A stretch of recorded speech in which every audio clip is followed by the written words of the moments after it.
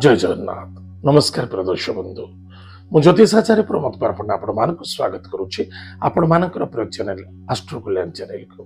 प्रिय दर्शक बंधु जो व्यक्ति मानक तो चैनल को देखुछन्ति सब्सक्राइब करि नांती सब्सक्राइब करंतु लाइक करंतु शेयर करंतु।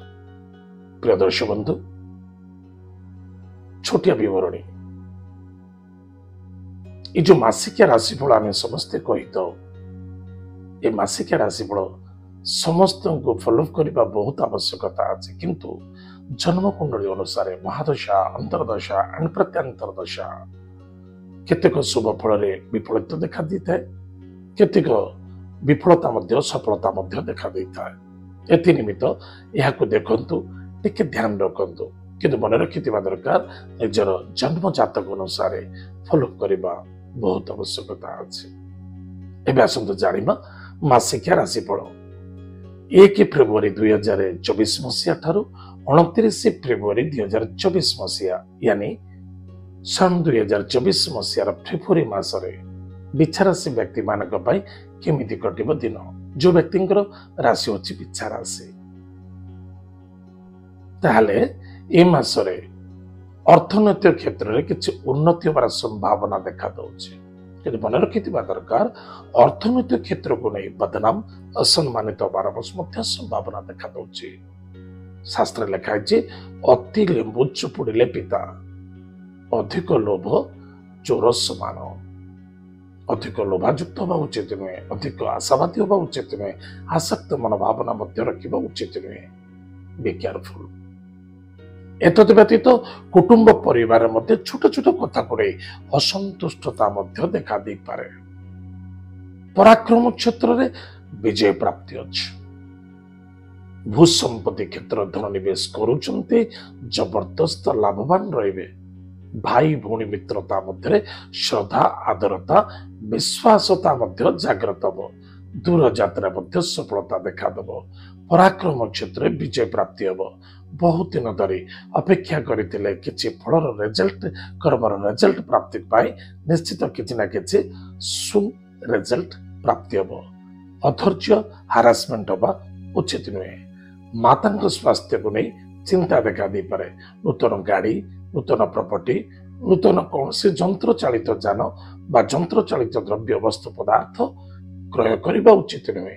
यथेष्ट सावधान एथिरे नुकसान हम एवं बदनाम पारते कौन सी बंधु बांधव मध्य कौन सी व्यक्ति गाड़ी घर करने ग्यारंटर पड़तुनि कि सहयोग करतुनि से सहयोगर मूल्य रिटर्न आपन को केबे भी प्राप्त होबनी ब्लेम ही पारंती बी केयरफुल। सासु बहु मध्य अशांति असंतुष्टता तिक्तता भाव मध्य वृद्धि हो पारे। एति निमित्त एक अन्य जन मध्य श्रद्धा आदरता विश्वासता रखा बहुत आवश्यकता अच्छी। स्वर्गदीय माता कथा आज बहुत मन पड़ो नेगेटिव चिंताधारा ठार दूरे रहा बहुत आवश्यकता अच्छी। कौन सी व्यक्ति आपण ठारू अर्थ नहीं दौन बहुत दिन धरी अटकई रखी निश्चित रूप से मसरे किसी रिफंड होबार संभावना अच्छी। एतद व्यतीत कौन सी बेपार वाणिज्य करने को चाहते लोन आकार किसी अर्थ प्राप्ति बहुत दिन धरी आम चेष्टा प्रतिचेष्टा करुले प्राप्ति हो पार नाला ए मसरे किसी प्राप्ति होबार संभावना देखा दे। बस आपंकर चेष्टा और प्रतिचेष्टा रहा दरकार क्यों क्यों क्षेत्र में आपण को अर्थ प्राप्ति हम पेट्रोलियम केमिकल्स भूसंपत्ति बा कौन सी माइंस क्षेत्र में आपण को किसी अर्थ प्राप्ति होबार संभावना देखा दौचे। बस आपंकर चेष्टा संभावना मीनिंग्स चेष्टा आपंकर कर्तव्यता आम कहबू आपण पाक अर्थ पलि आसो सेमिति नुहे परिश्रम एवं आपण भाग्य अच्छी। बस शास्त्र लिखा अच्छी घरे चूल्हा अच्छी घरे आमर गैस बा चुली अच्छी चाउल अच्छी डाली अच्छी परिवा अच्छी पानी अच्छी इत्यादि सबकि अच्छे। बस आम कर्तव्य परायण हवा दरकार निजे चूल्हे बसी रोषे कले कंडे पेट को जीव जदि रोषे सरला भी आप हाथ चलेबे से केबे भी पेट को जीव ना ध्यान देवे जिनस को ताहले कर्म सर्वमूल मुख्यता ଭାଗ୍ୟର ଉଦୟ ଦେଖାଦେବ। ଦୂର ଯାତ୍ରା, ବିଦେଶ ଯାତ୍ରା, ଭ୍ରମଣ ଯୋଗରେ ସଫଳତା ମଧ୍ୟ ମିଳିବ। ପିତାଙ୍କ ସ୍ୱାସ୍ଥ୍ୟରେ ମଧ୍ୟ କମଜୋରି ଦେଖା ଦେଇପାରେ।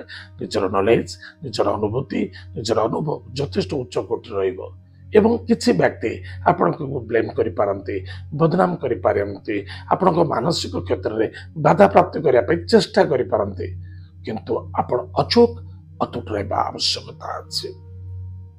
କର୍ମକ୍ଷେତ୍ର ମଧ୍ୟ ଅନେକ ପ୍ରକାର ଦୁଶ୍ଚିନ୍ତା, ଦୁଷ୍ପ୍ରବାହ ଦେଖା ଦେଇପାରେ।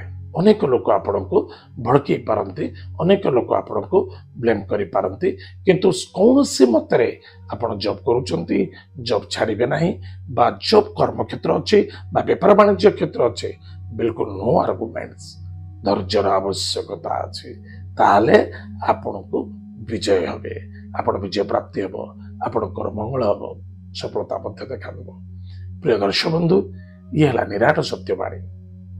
ବସ୍ ଆକୁ ଆମେ ଖାଲି ଫଲୋ କରିବା।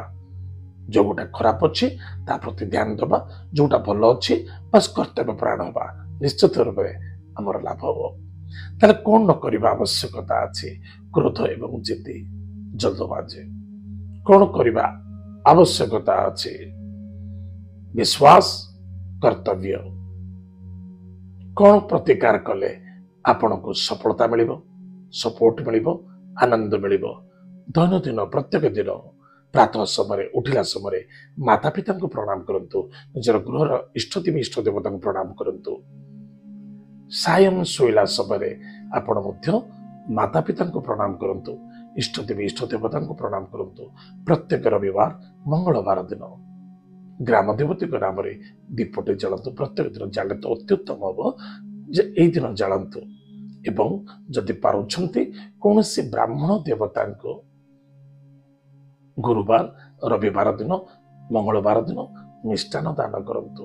ପ୍ରତ୍ୟେକ ମଙ୍ଗଳବାର, ଗୁରୁବାର ଦିନ ପୁଷ୍ପ ବୃକ୍ଷ ମୂଳରେ ଜଳଗୁଣ ଦାନ କରନ୍ତୁ। ଏତିକି କରନ୍ତୁ, ଅଧିକ ଲାଭ ହବ, ସଫଳତା ମଧ୍ୟ ଦେଖାଦେବ। ତାହେଲେ ପ୍ରିୟ ଦର୍ଶକ ବନ୍ଧୁ, ଏତ ଥିଲା ବିଚାରାସୀ ବ୍ୟକ୍ତିମାନଙ୍କ ପାଇଁ ଫେବୃଆରୀ ମାସଟି କେମିତି କଟିବ। ଆଜି ତ ସମୟ ଯାଇଛି, ଆମର କାର୍ଯ୍ୟକ୍ରମକୁ ଆମେ ଏଇଠି ରଖୁଛୁ। ପୁଣି ଦେଖା ବାଗା ମଧ୍ୟରେ ଯଦି ଆପଣଙ୍କୁ ଏପିସୋଡଟି ଭଲ ଲାଗୁଛି ବା ଆପଣଙ୍କୁ ମନ ମଧ୍ୟରେ କିଛି ଲାଗୁଛି, ନିଶ୍ଚିତ ଅନ୍ୟ ଜଣଙ୍କ ସହଯୋଗ କରିବା ପାଇଁ ଆପଣ ପଠେଇ ପାରିବେ, ସଫଳତା ମିଳିବ। ଅନ୍ୟ ଜଣଙ୍କ ହିତରେ ଏ ଆଷ୍ଟ୍ରୋ କଲ୍ୟାଣ ଚ୍ୟାନେଲ ବହୁତ ସହଯୋଗିତା ଅଛି।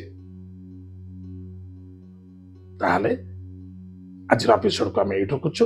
ପୁଣି ଦେଖା ବାଗା ମଧ୍ୟରେ। ଜୟ ଜଗନ୍ନାଥ, ନମସ୍କାର, ହରି ଓମ୍।